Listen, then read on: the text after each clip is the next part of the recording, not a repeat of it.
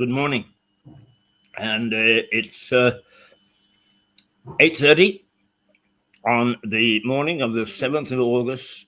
My goodness me, how quickly it comes around, doesn't it? It's only Christmas just a little while ago. And uh, we've got a nice bee on a flower behind me this morning. How very sweet. But yeah, it just seems to be going so quickly, so very quickly. I can't keep up. Anyway, at 9 o'clock this morning, we've got Richard Barton coming along to just give him a long-standing barrister, head of Chambers, head of Lewis Chambers, and a very perspicacious man. And he's just going to give his reflections of where Lewis stands from his point of view this morning. And perhaps fill everybody with joy and consolation. Who knows? But first of all, let's just remind you who we are.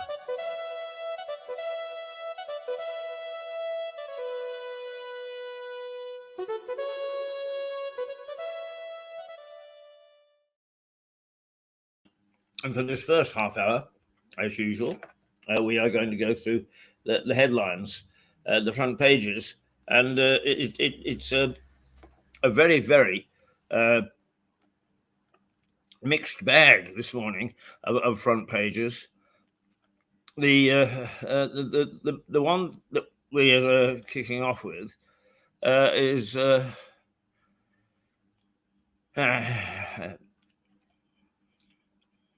he said is the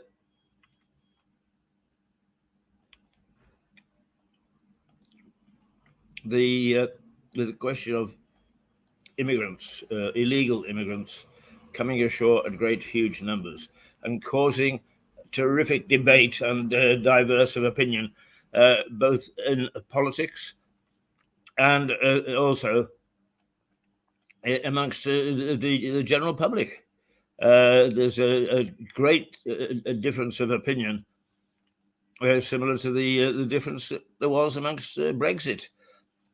And while most people get terribly upset about these differences, I see it as the fact that democracy is alive and kicking, except that amongst a number of people, there is not a very good tolerance level to somebody who thinks in a different way. Is it that there is a difference, or is it that it's just expressed more on social media? I like to think that it's the latter, and that we haven't changed that much. But it is quite possible that we have. And I think that one of the things that we really have to worry about is, are we prepared to give a little on the views of others? Certainly, we've got some people in our society, the wokes, the protesters, is they very much are stamping their feet. Is we don't know quite what we want right now, but we want it now, and they don't give much. They don't give it much leeway to anybody else. That is not a healthy situation in our society. Anyway, the Metro is number one, and it's Labour will use migrant barges too. The Metro reports that Labour will use barges to house asylum seekers temporarily if it wins the next election. According to the paper, Shadow Immigration Minister Stephen Kinnock says his party would have to continue in a very short-term period to use the infrastructure that is there due to the complete and utter chaos and shambles of the Tory asylum crisis. The government's decision to house migrants on these barges has sparked a lot of controversy, with some human rights groups calling it inhumane. Well, there you are. There's a sample of the barges. Your view will differ. One thing that I know is that somebody somewhere has got to come up with a solution. And if we don't like the solution that's on the table and can't come up with a better one, then we're going to have to take it. But doing nothing is not an option. It never is. It most certainly is not an option today. So I think we'd better get used to that. Certainly it seems that Labour has. The Daily Mail is a remote island plan for Channel migrants. If the Rwanda bid is thwarted, says the Mail, illegal arrivals may be flown 4,000 miles to Ascension Island.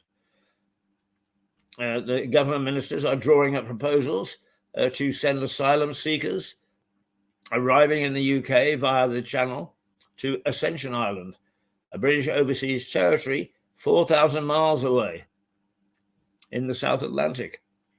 If their plans to send some people to Rwanda fall through, well, there you go. People are beginning to polarize,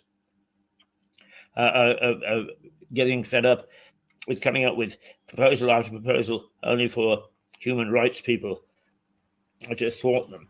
Even the human rights people have got to accept that they can't have it all their own way, and that some parties are going to have to give if we're going to see any sort of conclusion to this strange situation we have, where almost at will people pour into the United Kingdom over the Channel on a day-by-day basis.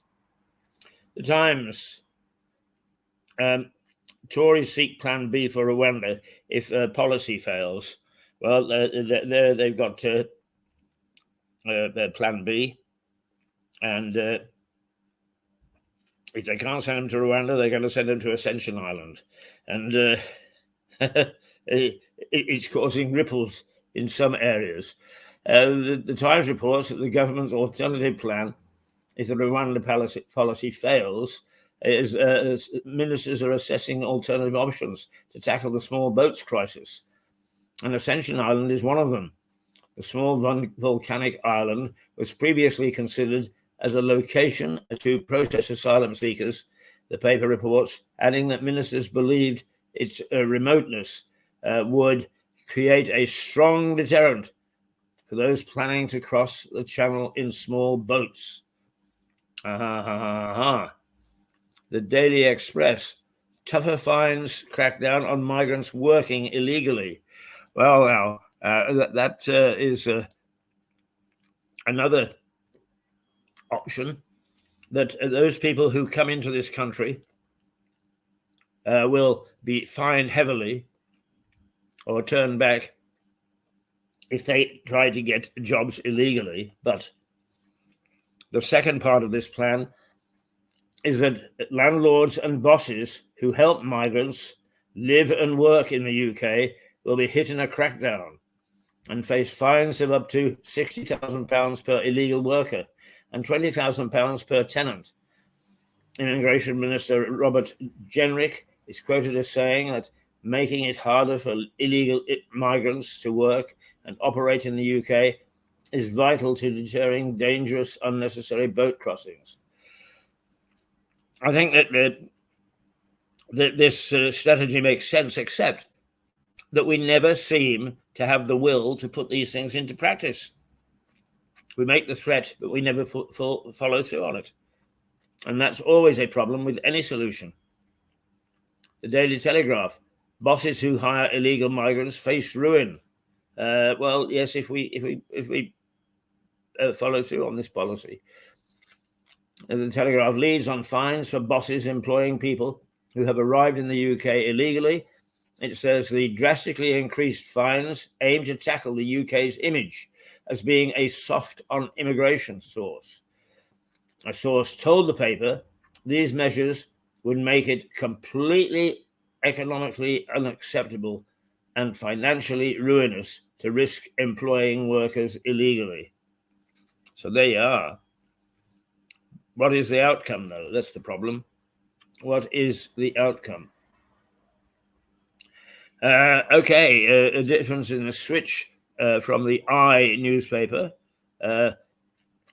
They say secret labs vaccine plan to prevent bird flu pandemic. And the I reports that UK scientists are preparing for a potentially bird flu pandemic in humans. It goes on to say that the avian influenza strain, HSNI, has killed millions of birds since October 2021. According to the paper, the world's top virologists are preparing for the emergence of a new virus, and health chiefs are confident of a slick and rapid response to new threats following the COVID-19 pandemic. We've now got the Guardian. All right. MPs defy anger over second jobs with outside earnings of £10 million. This is one that I suppose burns all of us. Yes. The MPs who paid themselves extra when the start of the lockdown started and claimed that they needed that extra money because they work harder than anybody else. Is by golly, it seems that they are, because they've generated £10 million worth of earnings outside Parliament. I'm not quite sure whether, in fact, they are prepared to go quite so far as to actually slinging dirt. And if they are, good for them. I could actually have a bit of respect for them if they did that, but they don't, of course. They get cushy jobs which are handed to them by supporters and make a fortune. And the Guardian says second jobs, it found that MPs were paid £10 million from second jobs and freelance work over the past year. The sum was largely driven by the size of Boris Johnson's earnings, as well as former Tory ministers, the paper adds. In its analysis, the Guardian looks at all MPs who made more than £1,000 from outside income, excluding from surveys in the past year. The front page also features an interview with children's author Jacqueline Wilson. There you are. I bet you didn't know that. The Financial Times. Russian units are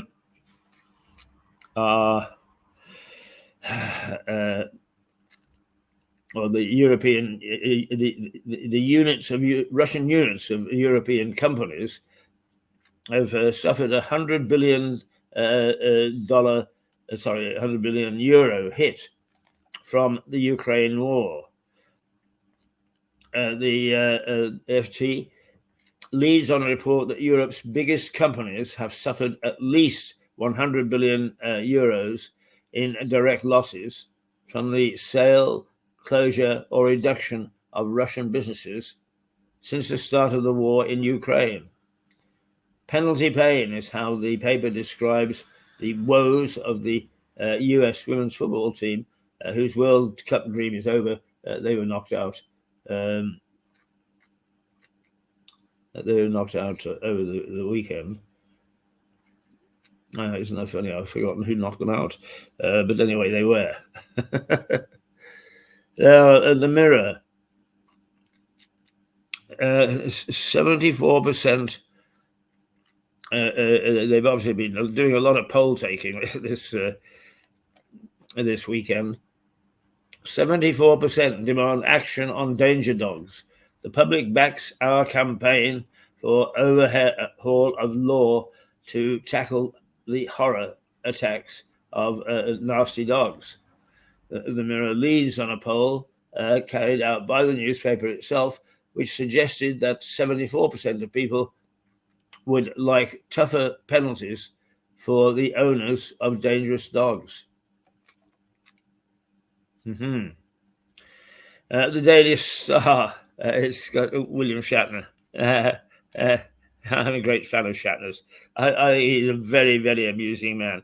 He appeared in as a star of a program called Boston Law, and really stole the show. He was one of the funny thing was that he begins to suffer from Alzheimer's, but he doesn't want anybody to think that he's got Alzheimer's. So he actually calls it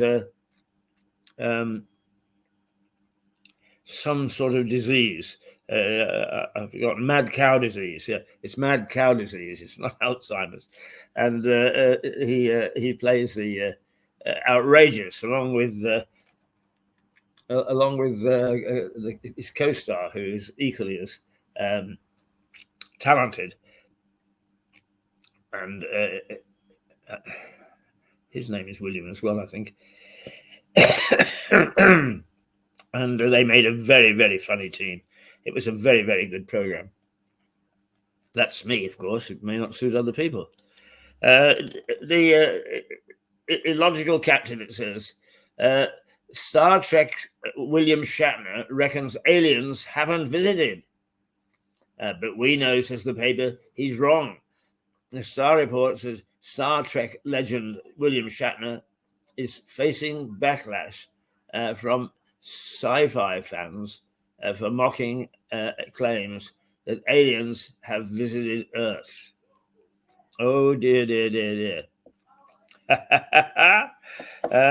Now, I think it is worthwhile just mentioning some of the sports this morning. We don't normally, but there's a bit went on the weekend, and in fact, as we speak now, at the Women's World Football Cup, which is taking place in the Antipodes, Australia and New Zealand, the UK team is the English team, the Lionesses, who have captured everybody's imagination, are playing against Nigeria as we speak.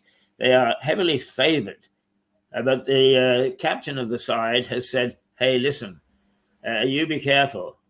Nothing is easy in a World Cup. You go in feeling too confident and they'll take you to the cleaners. So over the next 90 minutes or so, we'll find out just how good these lady footballers are. It's a bit heart-tugging for Lewis, because we have a very, very strong tradition with ladies football. Not least of which is it was the local club, the Lewis Football Club, the Rooks, who led the way in parity of pay for lady footballers and men footballers. And it was a very brave move for such a small club. But they did it, and they triumphed.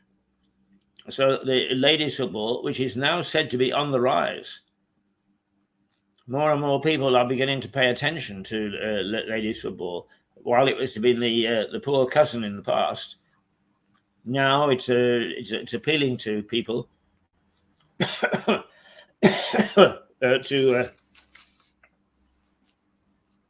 I'm sorry, I'm just looking because we need to invite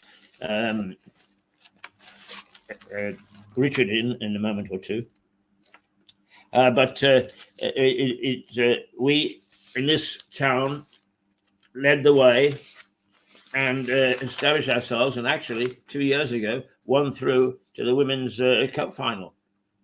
We went out to one of the very big wealthy teams, but nonetheless we got there and we put up a damn good show. So well done the ladies team, and we'll see, as I say, by the end of the morning, whether in fact it's a good show. If we are as good as as we think.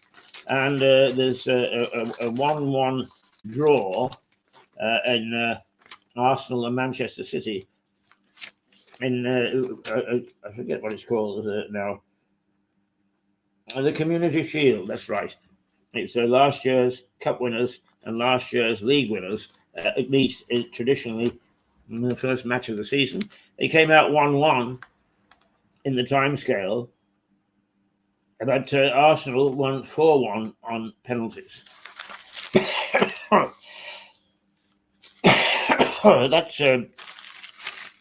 That's more or less the news this morning. Right now, it's 15 degrees centigrade and sunny. And I have to say that riding in it on the mobile, my little scout car this morning, it was very pleasant. In fact, the worst part was, excuse me, the sun got in my eyes. So if you're venturing out onto the streets today, it's a nice day, good weather, and you should be able to.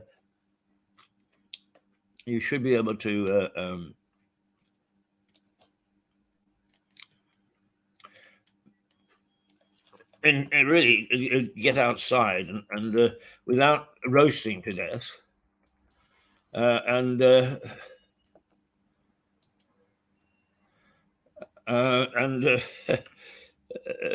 without also being fooled into thinking you've got a rainless day, and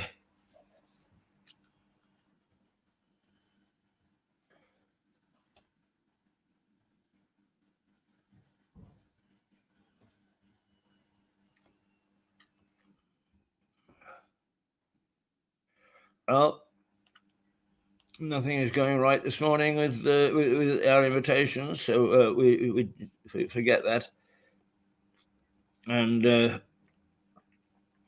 we just simply have to try it all over again. Let me just remind you of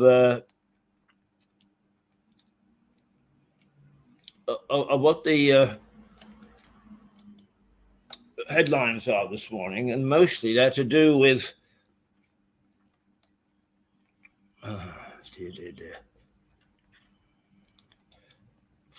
mostly they're to do with immigrants and the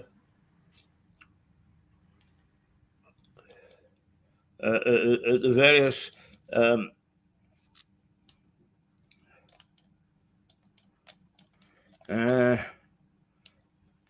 when this goes wrong, it goes wrong, doesn't it? I thought that we were just having too much of a good thing this morning, and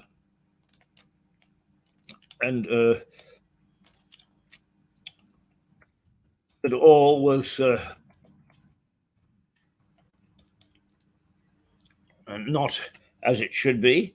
But as I was saying, that the main headlines about this contentious issue of what to do with people who are coming ashore on these small boats.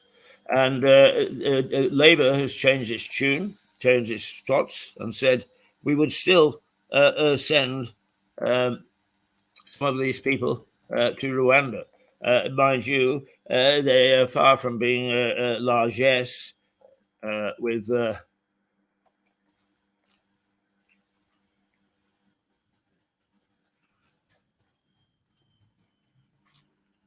no, it just doesn't want to play ball this morning, and I get very, very upset when this happens, because 9 times out of 10 it doesn't, and then it decides to play up.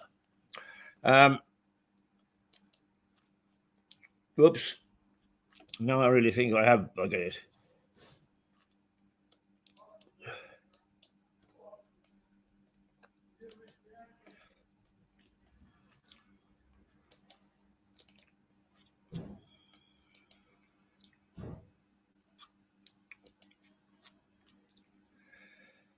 Oh dear, I don't know whether I'm still talking to you or not.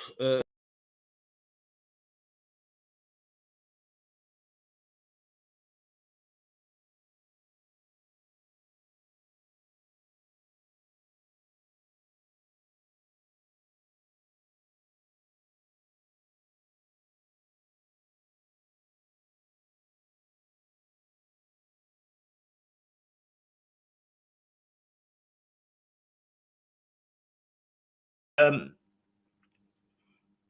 it's a question of the small boatloads of people coming. Labour have said that they will carry on with at least temporarily because they can't alter what's been put in place by the Tories if they win the next general election.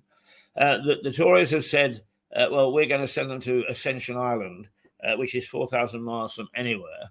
And that on top of that, anybody caught either housing or employing illegal labor will face huge fines. So it'll be interesting to see whether that actually works, and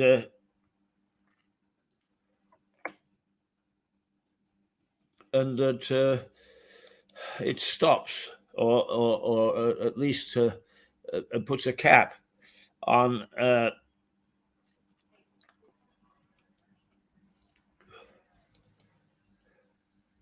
on this flood, which is really has become a flood now.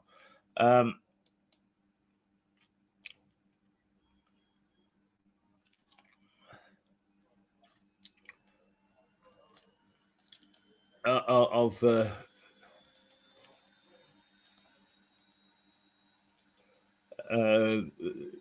illegal immigrants coming across the channel. Just about everybody now has accepted the fact that it is a crisis and that something needs to be done.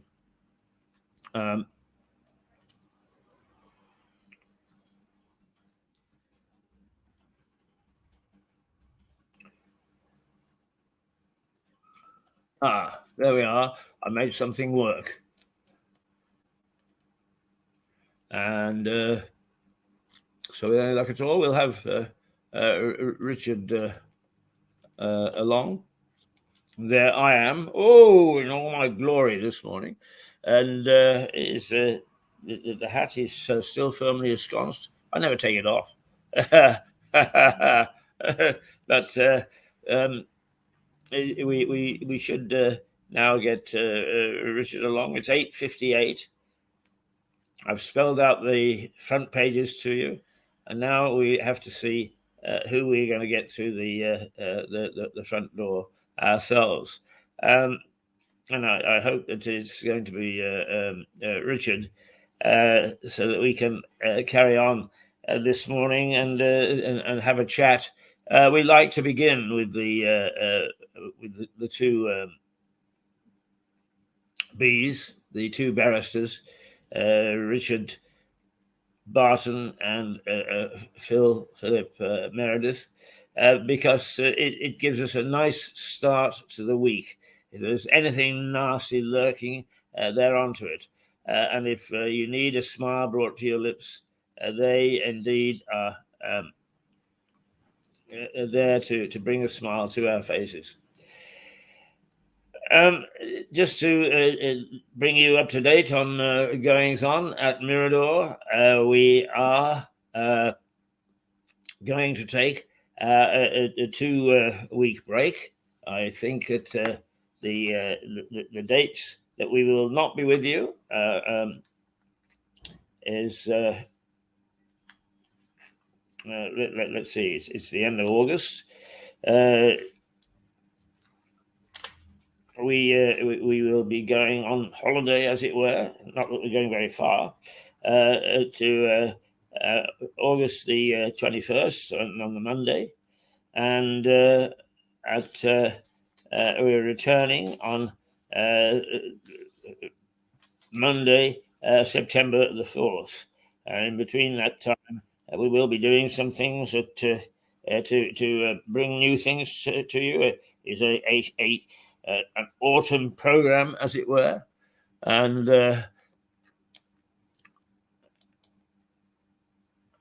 well, we've got a signal through to Richard, but we haven't got his face on board yet. I'm not sure you want it. Oh, there he is now. Good morning, Richard.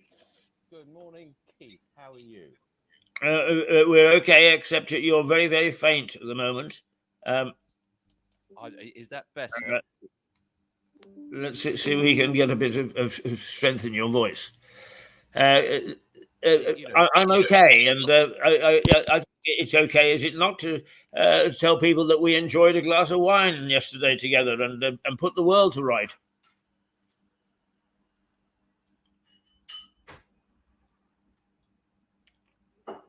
No, you're very faint. I see that.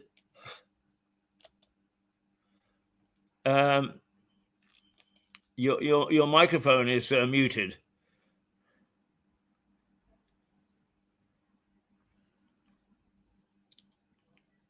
At least that's what it's showing on the screen.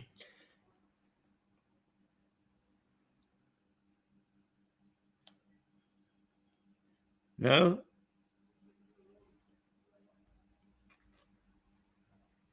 Well, it is a Monday morning, and these things do tend to go wrong on a Monday morning. But I don't quite understand why that's happening. I'm trying to unlock it at this end, and I'm not having much fun, much luck.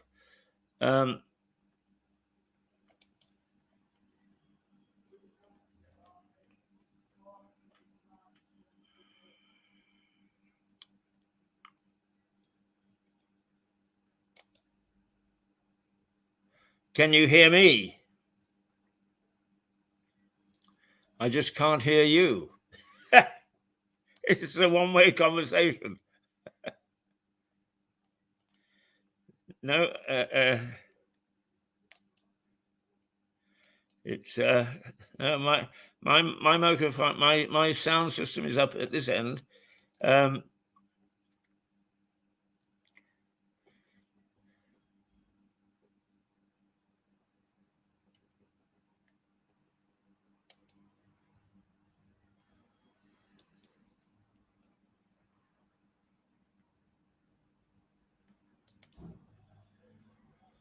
No, I think what we'll do, Richard, is we'll start all over again. I will resend the invitation to you. Yeah. Okay. There we go. We'll start all over again in the hope that it's all going to work eventually, and we can talk to one another. As I always swear, I absolutely swear that we will never go through this again. And day after day after day, for some reason, nothing ever works the same twice. And it's probably simply because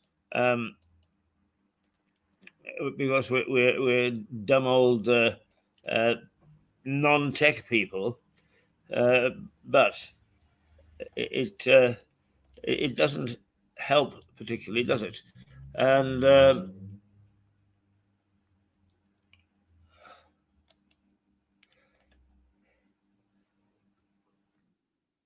it's a pain in the ass, actually. Oh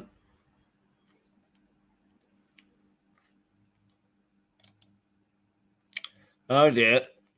No, I've really screwed it up.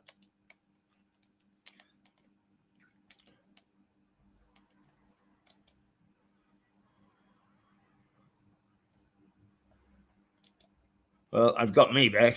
That's one thing that we can do. All right.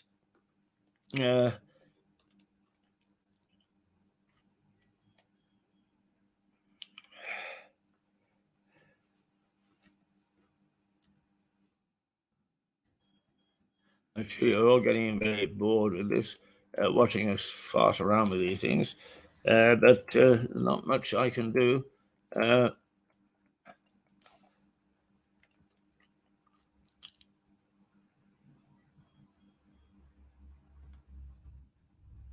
No, it's gone back to doing what it was doing before.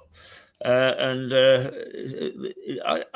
sometimes think that we blame ourselves when it's not us at all. I mean, that's just silly nonsense.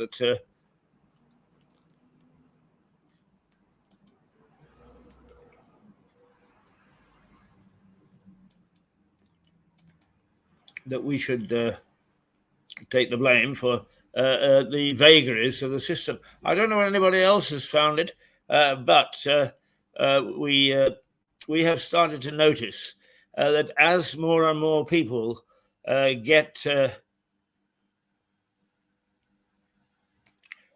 onto internet and email, so more and more things tend to go wrong, and I think that the system had not anticipated such heavy usage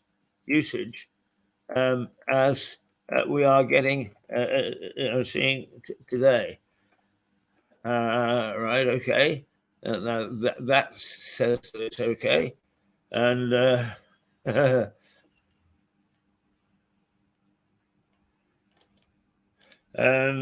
in the meantime, I just better just chat to you a little bit, I think, because once again, there are things on the inside of the newspapers that we don't normally. Well, let's see. Here we go again, and we're getting some activity.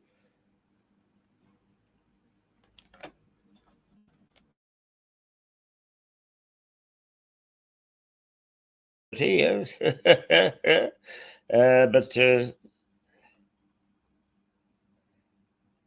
and there he is.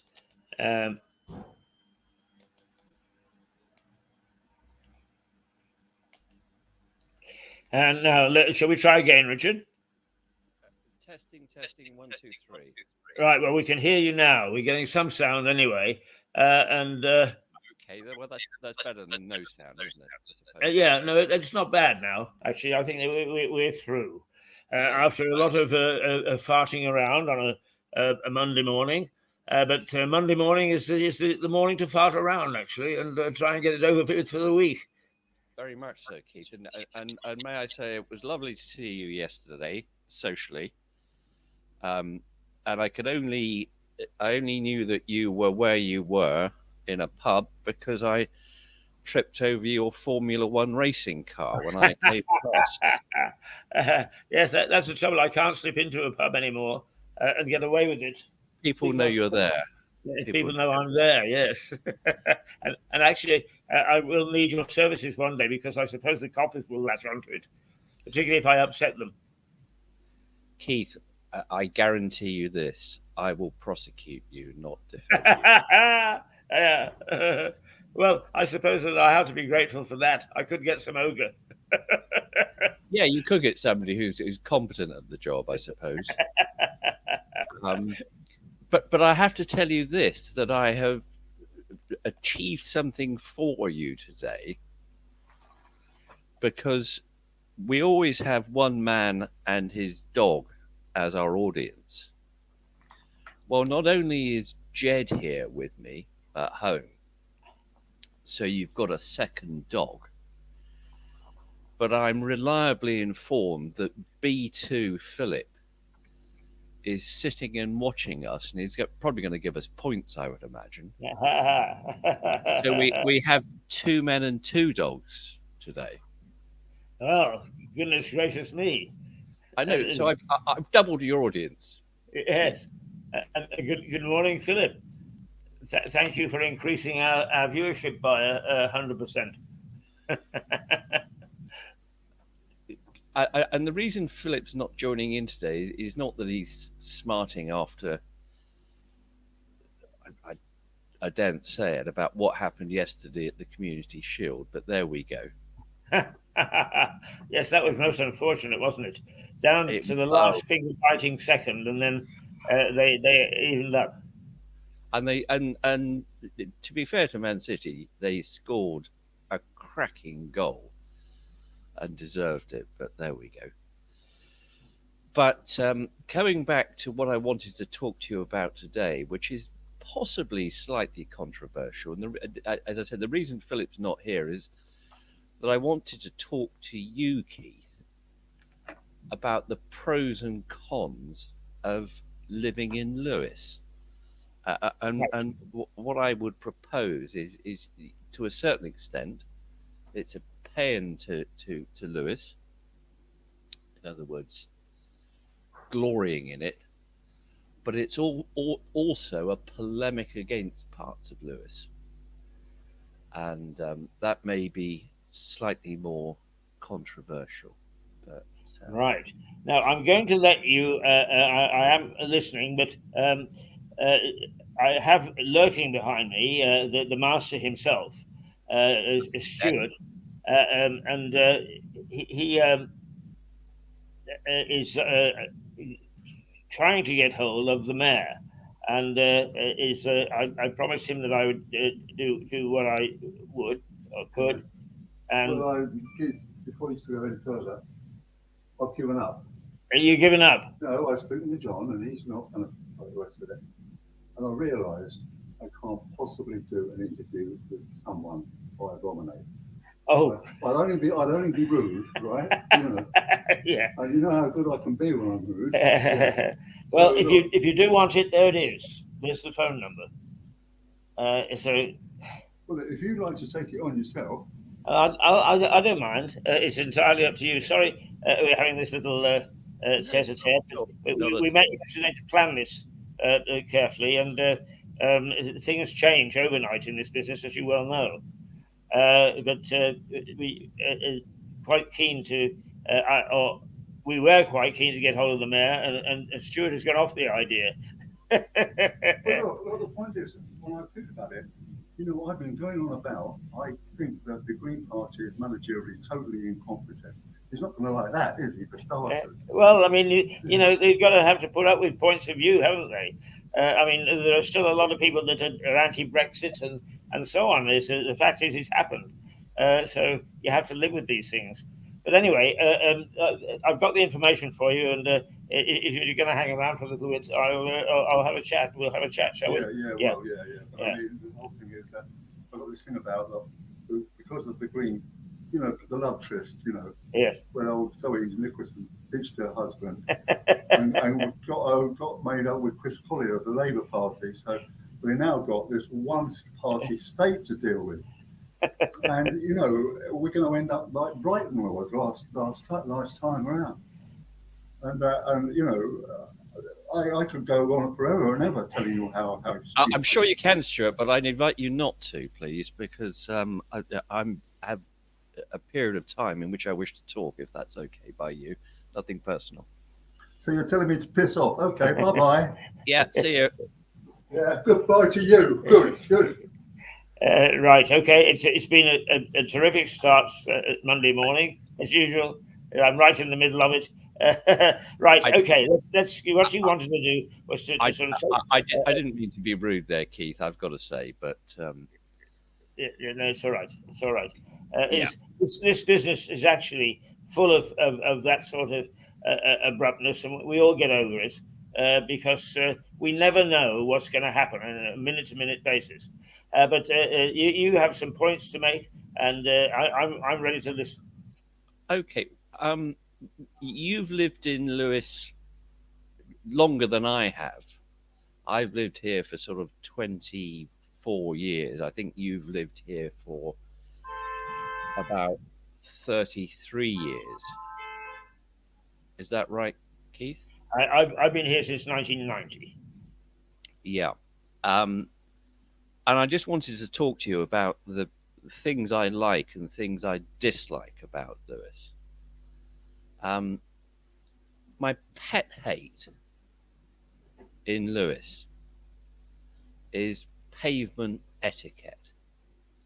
And I don't know if you suffer from this in your Formula One field, but people who simply stand across the pavement chatting to each other as you try to get past. Or even worse, because the pavements are narrow, 2 or 3 people walking side by side when you're coming in the other direction. And it's not an age thing. I can't say it's the youngsters. Lots of people do it. Many of them may well be visitors. I don't know. But it does infuriate me, and it used to infuriate me when I had, a couple of kids in a buggy. And I've never quite understood why people can't be more polite to each other when it comes to what I call pavement etiquette. Do you suffer with that with your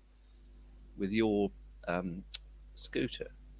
Well, strangely enough, I sometimes have to dawdle along behind people who are doing exactly what annoys you. But people coming in the opposite direction and seeing me coming actually do stand aside, and quite often I get a smile from them. So I find that particular issue is a bit schizophrenic. Yes, it is annoying, and some people are like that. On the other hand, I remember it was 2 or 3 years ago. I went up to London, and I thought, I'm going to say good morning to absolutely everybody I see this morning. And the absolutely startled looks from some to begin with, but then people started to respond and said, oh, good morning. And this is in London, where they traditionally never utter a word to a stranger.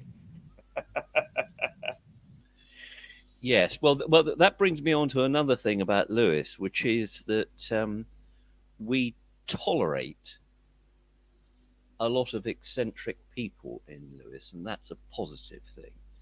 And I'm not necessarily putting you in that category, Keith, but you're in the pool of possible candidates, if I can put it Yes. that way. Not ordinary, and neither is he behind me. No, I know he's not. Yeah. You usurp my time, my normal 9 o'clock time. Goodbye to you again. Right, okay. Thanks, Stuart. I want to get on with the interview now. Right. Richard, please carry on. Thank you. One good thing about Lewes is that I'd rather bring up children here than bringing them up, for example, in London or Brighton. And a great quality that this town has. Not just the schools, but the standard of those who work at the schools. There are some fantastic teachers and teaching assistants who are deeply dedicated to looking after their children. So that's a positive for me. And albeit I'm now past that stage, it was something that I was always impressed with. A downside, or possibly an upside. Bonfire.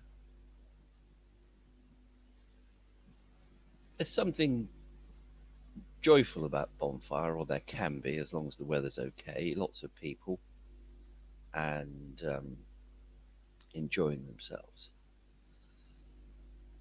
But I dislike very deeply, if I may say, the underlying anti-Catholic theme to it.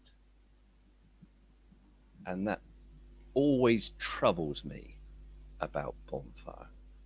I'm not a Catholic, I'm a complete atheist, Keith. But the thought that people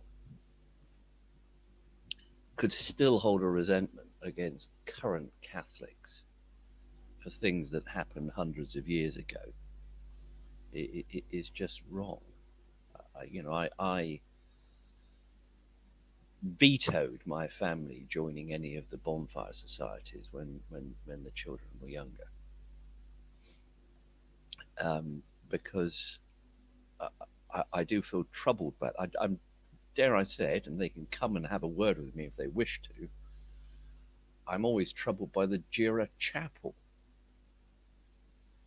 who are very anti-Catholic, as you know. And when I first moved into Lewes, there were signs up saying, come along and hear the Dr. Reverend Ian Paisley preaching. And I thought, what kind of town have I come into? This is like the Wicker Man, heaven's sake. I don't know, what's your view on Bonfire, Keith? Well, the end result is delightful. You're quite right. The night itself and the spectacle I thoroughly enjoy. But when I was at university, I belonged to something called a fraternity. I'm sure you've heard about fraternities in the United States. Yes. And essentially, they're secret societies. And I always promised myself upon graduation that I would not ever become a member of a secret society. And the Masons, for instance, approached my late wife and said, "No, come on, let's get Keith to join the Masons." And she said, "Leave well enough alone." The moment he was through the front door, he tried to reorganize everything. And that's me. So they're better off without me. But there is a certain exclusivity that each society builds around itself, which I do find a bit odious, to say the least.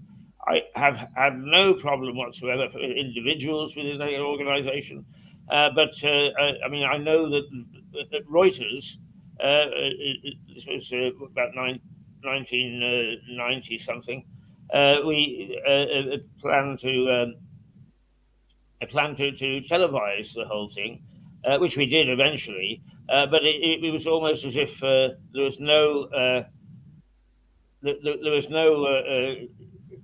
goodwill towards it. It was done grudgingly, and I think that's silly. I mean, nothing belongs to a town. Is perhaps one of the things that does upset me a bit is this business of DFLs. Down from London. So somebody is down from London. I have been, and I'll tell you, some of it this is spiteful. In Canada, I was known as a DP, displaced person, somebody who came from outside. In Northern Ireland, I was known as a runner in, right? Somebody from outside. And here are people who are not born and raised in Lewes who are from outside. And I think that is just stupidity. And basically, it's by people who think that their town and they as people are special. They're not. People all the world over have got the same feelings about their community and society. They all think they're special. They all think they're different. Well, I've been to 60 countries in the world. I've worked in 40 of them, and they're not. I will tell you now, they're not. There is a commonality that runs through, and the sooner that people accept it and start to be half decent human beings, the better. Yes, I think you've been called worse than a DP, Keith, certainly, but there we go.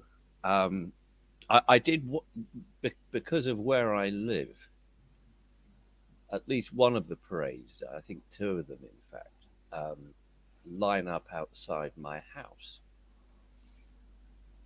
And Mrs. B, who knows lots more people in Lewes than I do, we were at home and I was just preparing some food for, in case anybody wanted to come in and have a jacket potato or a sausage or something, because people do just drop by. And I found that I had Henry VIII's 6 wives all queuing for my lavatory because they were outside waiting to march. They saw Mrs. B and they said, "Oh, can we borrow your loo?"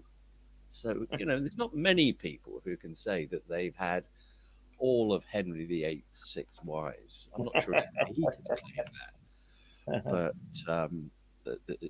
certainly not in the lavatory. But there we go. You raise an interesting point there, Keith, though, about I'm conscious that I certainly was a down from Londoner. It has meant, not just me, but housing prices in Lewes are crippling for young people, and there is a crying shame that there's not more affordable housing in the town to keep Oh, people you went and here. got Good one. morning, Jane. Good morning. You went and got one. I went and got one. Did you get one for me? I got one for you. Oh, thank you, sweetheart. That's our I'm just going to stop you. that's our wonderful support staff, Jane, because this morning the paper shop was shut and I couldn't get a paper, and she went and got one for me and just brought it. That's very nice. But there does need to be more affordable housing in Lewes, and we don't want to turn it into a town where local young people aren't able to set up home here and make a life. And I do fear that troubles me. I have to say, not for my own children that they've moved away, but for as it were, the local people who may wish to stay here. Linked with that, one thing that this is mainly polemic, I confess, Keith, at the moment, is the ugliest building in Lewes is the bloody council office. The county council one. Yeah, it's an eyesore. And and if for example you walk over Jugs Lane to go to the pub over there, as you come back, all you can see of Lewes is this monstrous concrete block. And the sooner the county council make the decision that they're going to move out, because they could move anywhere, couldn't they? They could sell off that bit of land for quite a lot of money, and that could be made into affordable housing. But it's not going to happen, is it? No. I don't know what you think about the county council. Well, I'm anti-government anyway, as you all know. I just think that we've actually backed ourselves into a corner. So that democratically, we've got a whole bunch of people who are in power for a variety of reasons, not one of which is for the good of their community. They think that's harsh. Then I'd love to see them start to work on behalf of the community and not their political parties. But to me, it's not an issue of affordable housing. It's an issue of governance. This town is beginning to fall to pieces. It's creaking at the edge. And there are articles now on. I looked at one last night on the social media, which points out that the more and more shops are closing. The more and more buildings are crumbling at the edge. Now, I'm sorry, but a town needs a heart, and it is not going to come when it's beating in Eastbourne. It is not going to come when it's all wrapped up in political parties that don't give a fig about this town at all. They don't. There is not one person. No, I'm sorry. There are half a dozen people that I know personally who care about this town in the various levels of governance. But most of them only care about their political parties. And that is, there shouldn't be political parties in local governance at all. We should all be working towards making our community a good community.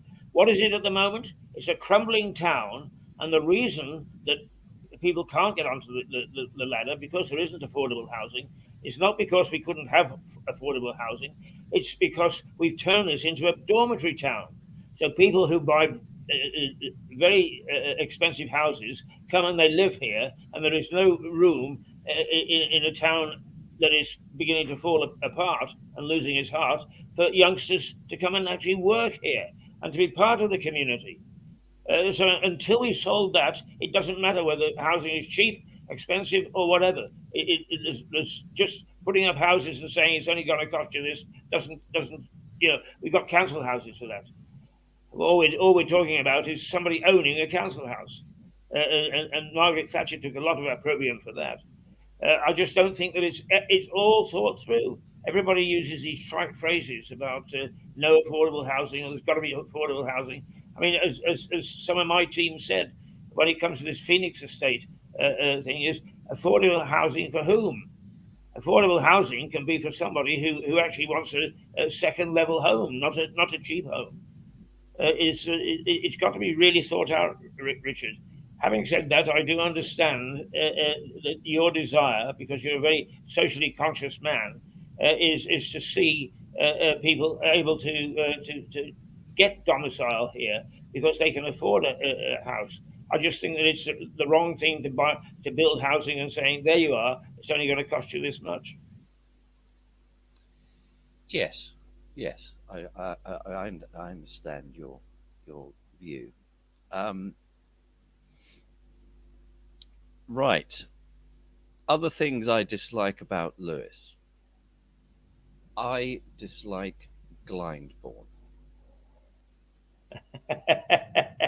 Yes. Because as I relatively regularly have to do, commute back from London, the trains are just full of those who feel entitled with their picnic baskets on the seat next to them on the train. How long are you going to be, for Christ's sake? I've got to talk to you. Richard, I think. Why didn't you have a break? Yes. Have a Kit Kat. Yeah. Yeah. Okay. I'll get back to you in 15 minutes or so. Will you still be there? Yep. Or would you prefer to do it tomorrow? Do it tomorrow. Okay. All right. Good to talk to you, and I think that we got a few issues out of the way. Yep. Okay. Right. See you later.